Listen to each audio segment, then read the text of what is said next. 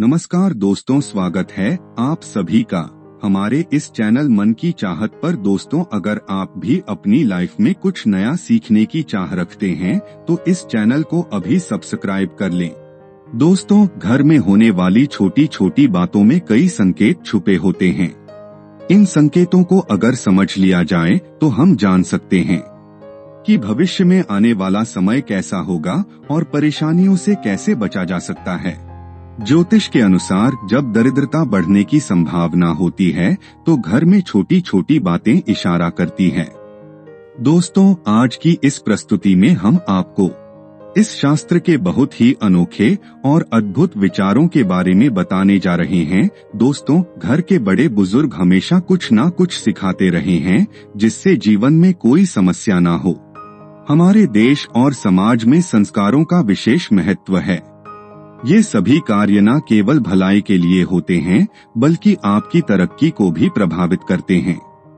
दोस्तों, शास्त्रों में भी कुछ बातें बताई गई है जिनको पूरा करने से आपकी दिन दोगुनी रात चौगुनी तरक्की होने लगेगी। आज हम आपको कुछ ऐसे ही उपाय बताने जा रहे हैं जिनके करने से न केवल मान सम्मान में वृद्धि होगी बल्कि धन लाभ के साथ भाग्य के दरवाजे भी खुलेंगे। शिव महापुराण में कुछ ऐसी वस्तुएं वर्णित है व कुछ ऐसी चीजें हम बताएंगे जिनका दान अगर व्यक्ति करता है तो कैसा भी दुर्भाग्य हो, कैसी भी तकलीफ हो, वो निश्चित रूप से दूर हो जाती है। कभी कभी मनुष्य को कोई ऐसी परेशानी घेर लेती है जिससे वो स्वयं घुटता रहता है। वो ना किसी को कह पाता है, बता पाता है और ना ही उससे उसको निजात मिलती है। तो दोस्तों, महादेव की पूजा पाठ और उनकी आराधना करने से समस्त पाप और समस्त कष्ट दूर हो जाते हैं। महादेव यानी शिवलिंग एक ऐसी चीज है जिसके पास बैठकर आप अपने कष्ट को कह सकते हैं। सबसे बड़ी जो चीज है वो विश्वास की बात है। अगर आप शिवलिंग पर विश्वास करते हैं, शिव महापुराण पर विश्वास करते हैं तो निश्चित रूप से आपसे जो भी गलती हुई हो, जो भी कष्ट हुआ हो, आप बैठकर के सोमवार के दिन से पूजा आराधना शुरू करें तो उचित रूप से आपकी तकलीफ जो है वो दूर हो जाती है। आज हम दुर्भाग्य को दूर करने वाला शिव महापुराण में वर्णित एक विशेष चमत्कारी उपाय बताने जा रहे हैं। कुछ ऐसी वस्तुओं का दान बताने जा रहे हैं जिसे दान करने से आप जिससे प्रत्यक्ष या अप्रत्यक्ष रूप से जूझ रहे हैं वो कष्ट समाप्त हो जाएंगे। शिव महापुराण में शिवजी की विस्तृत चर्चा है, विस्तृत जानकारी दी गई है। शिव जी के बारे में तो उसी में ऐसी 6 वस्तुओं का वर्णन है जिसका दान करने से मनुष्य जीवन के समस्त कष्टों से मुक्त हो जाता है। दोस्तों, में जो बहुत दानी महादानी कहे जाते हैं वो लोग दान के द्वारा, पुण्य कर्म के द्वारा आज भी जाने जाते हैं। जैसे कर्ण को ले लीजिए, कर्ण को कौन नहीं जानता। कर्ण को महादानी की संज्ञा दी जाती है। राजा बलि है और राजा हरिश्चंद्र की कथा तो आप सभी जानते होंगे कि कितने बड़े दानी थे। स्वप्न में देखने के बाद वे अपने पूरे राज्य का त्याग कर देते हैं। दोस्तों, महर्षि दधीची को भी दानी महादानी की श्रेणी में रखा जाता है। महर्षि दधीची की एक कबूतर की रक्षा के लिए अपनी हड्डियों का ही दान कर दिया। तो ऐसे भी दानी हमारे समाज में होते हैं। पर दान का यह अर्थ बिल्कुल भी नहीं है कि आप अपने श्रद्धा और अपने शक्ति से ऊपर दान करें। दोस्तों, कोई भी दान अपने सामर्थ्य के अनुसार करना चाहिए। एक चीज और बता दें कि अगर आप कोई भी दान करते हैं तो शास्त्र के अनुसार वो दान आपको कई अधिक गुना होकर के वापस प्राप्त होता है। तो कभी भी ऐसी कोई चीज ना सोचे कि आप दान कर देंगे तो आपका भंडार कोष खाली हो जाएगा। शिव पुराण में तो ये भी कहा गया है कि अगर आप शिवजी पर कोई वस्तु अर्पित करते हैं या फिर शिव जी के निमित्त आप कोई दान करते हैं तो निश्चित रूप से वो 100 गुना होकर के आपको प्राप्त हो जाता है। देखिए, हमारा जीवन क्या है, ये शास्त्रों के अनुरूप होकर ही चलता है। तो जब शास्त्र में लिखा है कि वो चीजें हमें 100 गुना अधिक होकर के प्राप्त हो जाएंगी तो दान वर्ष करना चाहिए।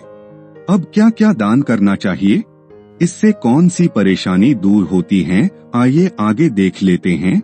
लेकिन दोस्तों, उससे पहले आपसे रिक्वेस्ट करते हैं कि वीडियो को लाइक जरूर करिएगा, दोस्तों को शेयर कर दीजिएगा और अगर आपने अभी तक चैनल को सब्सक्राइब नहीं किया है तो चैनल को सब्सक्राइब करके बेल आइकन जरूर दबाइएगा। अब देखते हैं हमें कौन सा दान करना चाहिए जो बहुत किफायती है।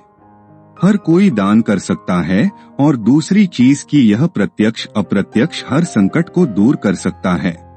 चीज है नमक का दान करने से व्यक्ति अगर किसी प्रत्यक्ष अप्रत्यक्ष कष्ट से जूझ रहा हो, अप्रत्यक्ष का अर्थ होता है कि कोई ऐसी तकलीफ होती है जिससे हम स्वयं गुटते हैं, किसी को बता नहीं सकते, तो ऐसे ही आप सोमवार के दिन नमक का दान करेंगे तो फिर ये दुर्भाग्य आपकी जो गरीबी है या परेशानी है वो दूर हो जाती है। यानी नमक का दान आपके समस्त दुर्भाग्य को दूर करने में सहायक होता है। दान करते समय आपको एक बात का ध्यान रखना है, आप अपने हाथों से नमक का सीधे किसी के हाथ में दान न करें, इस बात का ध्यान रखें। नमक का पैकेट आप नीचे रखे, एक प्रकार का नमक होता है जिसे डली वाला नमक कहते हैं, वो अगर आपको मिल जाए उसे आप दान करते हैं तो वो सर्वश्रेष्ठ माना जाता है। पर पैकेट में जो नमक मिलता है जिसे आप भोजन बनाने के लिए इस्तेमाल करते हैं, वो नमक भी आप दान करते हैं, इससे भी आपका दुर्भाग्य दूर होता है। अगली चीज है गुड़ का दान। अगर आप करते हैं तो इससे आपके रिश्ते अच्छे होते हैं। अब ये रिश्ता आपका किसी से भी हो सकता है। पति पत्नी के बीच अगर संबंध मधुर नहीं है, आए दिन क्लेश होता है, झगड़े लड़ाई और स्थिति तलाक तक पहुंच गई है, तो आप महादेव की शरण में जाएं। महादेव देवाधिदेव है, वो आपके समस्त संकट को दूर करते हैं। उदाहरण के लिए बता दें कि अगर कोई व्यक्ति बहुत अधिक लंबे समय से बीमार है तो आप ज्योतिष के पास जाएंगे। जहाँ भी जाएंगे तो वो आपको यही कहेंगे कि भगवान शिव की शरण में जाओ, महामृत्युंजय का जाप कराओ, महामृत्युंजय अनुष्ठान कराओ, रुद्राभिषेक कराओ। क्यों नहीं आपको वे और कोई देवता या फिर कोई और उपाय बता देते हैं कि आप उनकी शरण में जाएं। आप वो उपाय करें। दोस्तों, वो सिर्फ और सिर्फ भगवान शिव की शरण में जाने को ही आपको कहेंगे। तो आप समझ लीजिए कि अगर आपका रिश्ता तलाक तक गया है, आपको लग रहा है कि अब बनने वाली बात नहीं है, तो हम आपसे कहेंगे कि आप महादेव की शरण में जाएं। महादेव को सोमवार के दिन गुड़ जरूर अर्पित करें, गुड़ का दान जरूर करें। दोस्तों, गुड़ का दान करने से कोई भी रिश्ता हो, माँ बाप के रिश्ते हो या फिर आपका बच्चा आपका कहना नहीं मानता, बस एक बात याद रखिए कि किसी भी रिश्ते में अगर मिठास भरनी हो तो सोमवार के दिन गुड़ का दान करें। दोस्तों, गुड़ और रोटी गाय को खिलाने से भी आपके रिश्ते मधुर होते हैं, लक्ष्मी की प्राप्ति होती है, तो यह काम भी आप कर सकते हैं। अगली चीज जो शिव महापुराण में वर्णित है वो है तिल। तिल का दान करने से व्यक्ति का अगर आत्मविश्वास डगमगा रहा है, यानी कभी कभी आप देखते होंगे कि व्यक्ति बहुत ज्ञानी होने के बाद भी उसका आत्मविश्वास उसका साथ नहीं देता है। कभी कभी बच्चे पढ़ाई में अच्छे होते हैं, परंतु जब वो इंटरव्यू में पहुंचते हैं तो उनका कॉन्फिडेंस उनका साथ नहीं देता है। जानकारी के वो वहां से लौट आते हैं, हार जाते हैं। तो इस स्थिति में सोमवार के दिन आप तिल का दान करें। तिल का दान आप काले या सफेद का करें। अगर काले तिल का दान आप करना चाहते हैं तो शनिवार के दिन आप कर दें, यह दिन भी काफी शुभ माना जाता है। अब अगली चीज है घी। घी का दान करने से बीमारियां दूर होती है, इससे बीमारियों से आपके शरीर की रक्षा होती है। अगर कोई बच्चा है जो सर्दी, जुकाम और बहुत तरह की परेशानियों से जूझता है तो उसके हाथों से घी का स्पर्श करा करके आप कर सकते हैं। घी में अगर गाय का घी दान करें तो ये काफी अच्छा माना जाता है, शुद्ध और पवित्र माना जाता है। तो दोस्तों, इस प्रकार से आपको ये दान अवश्य करने हैं।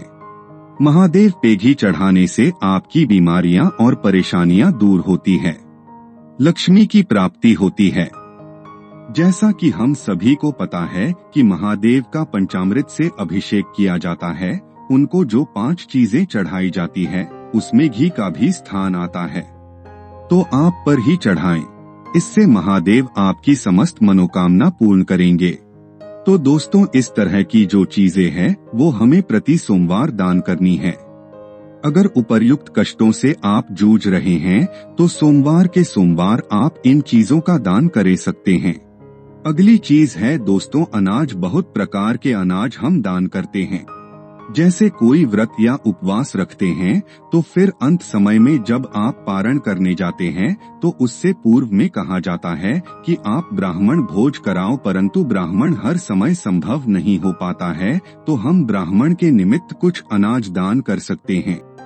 अनाज दान करने से माँ अन्नपूर्णा आपका भंडार कभी खाली नहीं रखती है।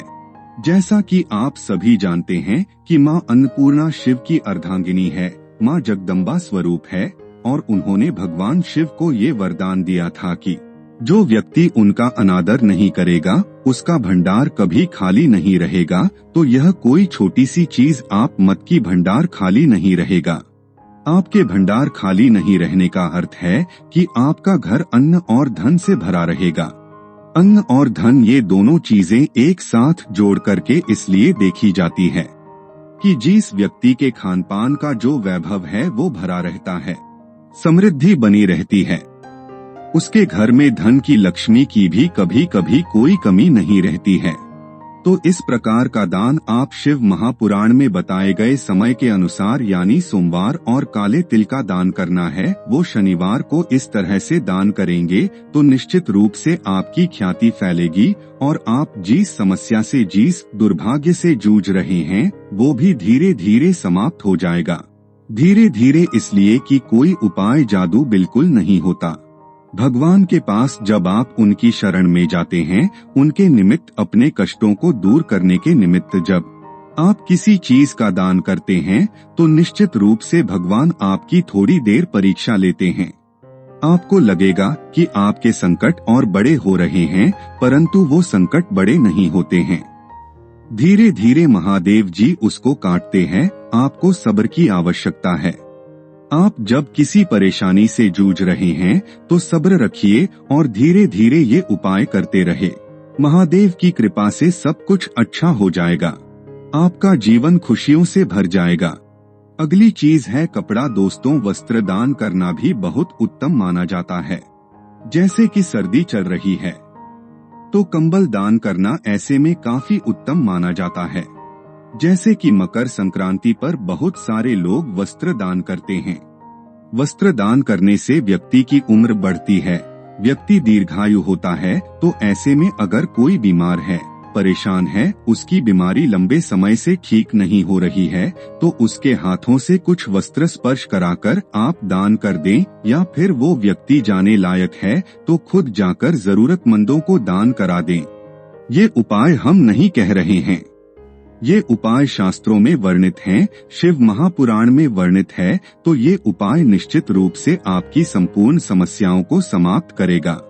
कैसा भी दुर्भाग्य चल रहा हो, धीरे धीरे वो दुर्भाग्य महादेव की कृपा से कटने लगेगा। आज के लिए बस इतना ही, लेकिन जाने से पहले अगर वीडियो अच्छा लगा हो तो एक लाइक अवश्य कर दें और चैनल को सब्सक्राइब कर ले। वीडियो के अंत तक बने रहने के लिए आप सभी का बहुत बहुत धन्यवाद दोस्तों।